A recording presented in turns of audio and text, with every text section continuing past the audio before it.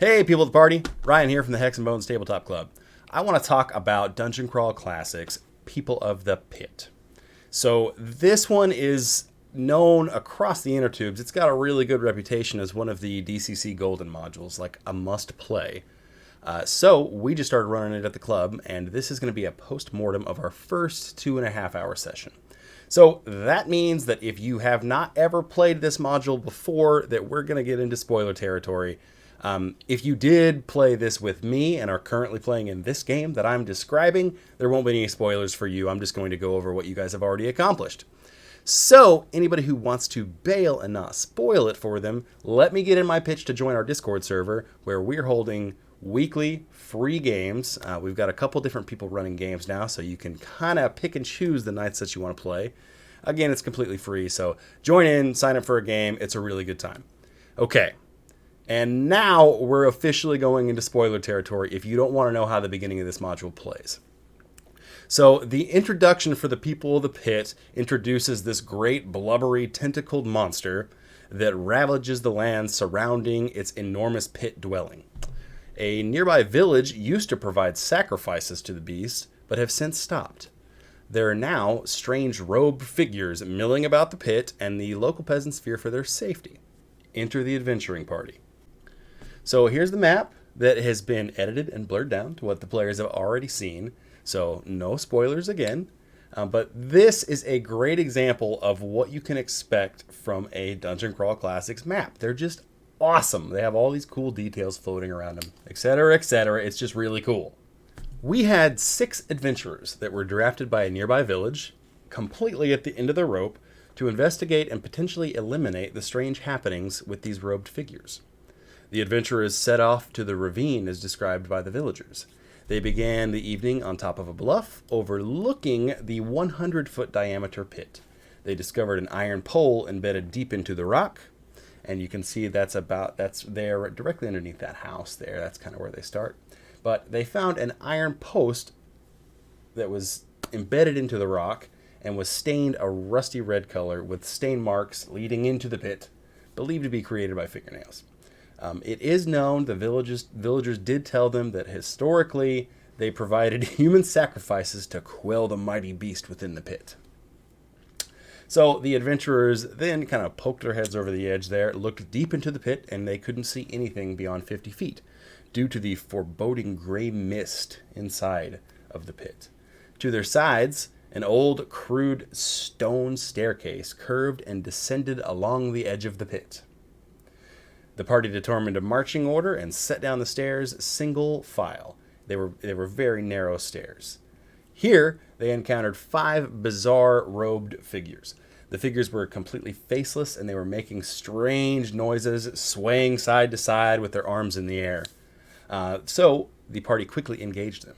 And after felling each strange cultist, a disgusting mass of just flesh and tentacle burst forth from the robed figures' corpses. Before all the cultists could be dispatched by the fast-acting party, however, a massive tentacle, we're talking 5 feet wide at the tip, shot upwards from the midst of the pit, narrowly missing a grapple attempt at a party member. Luckily, they were able to dodge out of the way. The party continued into a room on a landing further down the stairs, the first one on the east there in the map. And there, after they opened the very heavy door, they were separated by an ambush of another cultist creature inside an altar room. After a one-on-one duel with a cultist, the party found an altar with a secret tunnel behind it. They pushed the altar out of the way and found this dark, dank, just disgusting tunnel that was filled with spider webs, and it's good and gross. So they squeezed single file into this uncovered passage, and eventually they came to a larger cavern that had a massive tentacle rising from a 50-foot hole in the center of the room.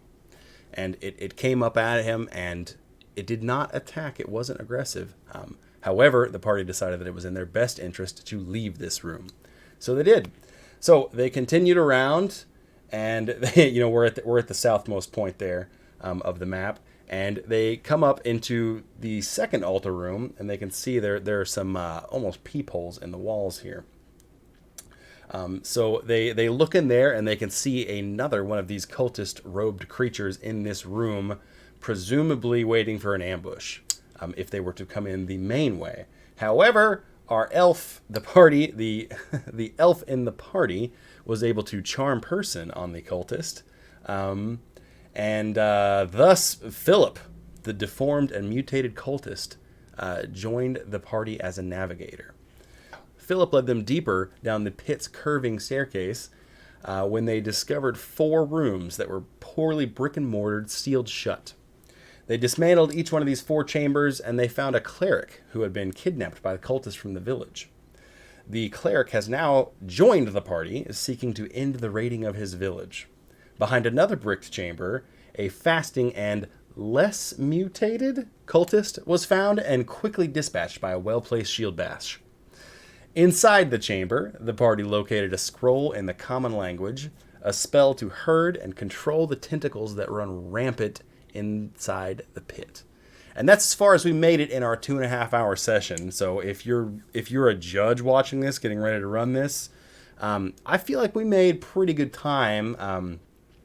We didn't spend too much time discussing things and really getting into details, and that's about what we accomplished in 2.5 hours. But I think it was a lot of fun. I think the gang that was playing had a lot of fun. I know I certainly enjoyed it. All of these DCC modules are just drip with texture. They're just so great. If you've made it this far into the video, it means one of 2 things. Either you've let your device autoplay, or you might be into what the Hex and Bones Tabletop Club is doing.